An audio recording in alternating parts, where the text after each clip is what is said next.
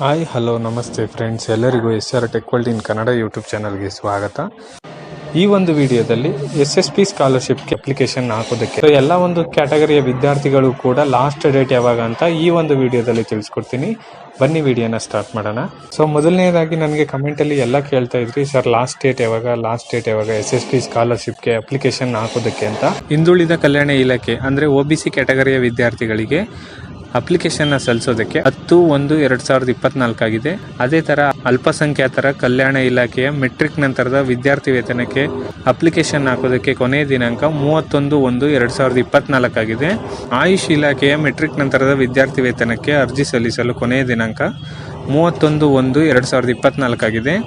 ಕರ್ನಾಟಕ ರಾಜ್ಯ ಬ್ರಾಹ್ಮಣ ಅಭಿವೃದ್ಧಿ ಮಂಡಳಿಯ ಮೆಟ್ರಿಕ್ ನಂತರದ ವಿದ್ಯಾರ್ಥಿ ವೇತನಕ್ಕೆ ಅರ್ಜಿ ಸಲ್ಲಿಸಲು ಕೊನೆಯ ದಿನಾಂಕ 31/1/2024 ಆಗಿದೆ.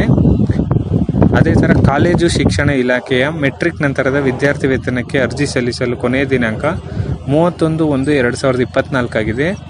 ಸಮಾಜ ಕಲ್ಯಾಣ ಇಲಾಖೆಯ ಮೆಟ್ರಿಕ್ ನಂತರದ ವಿದ್ಯಾರ್ಥಿ ವೇತನಕ್ಕೆ ಅರ್ಜಿ ಸಲ್ಲಿಸಲು ಕೊನೆಯ ದಿನಾಂಕ 14/2/2024 ಆಗಿದೆ.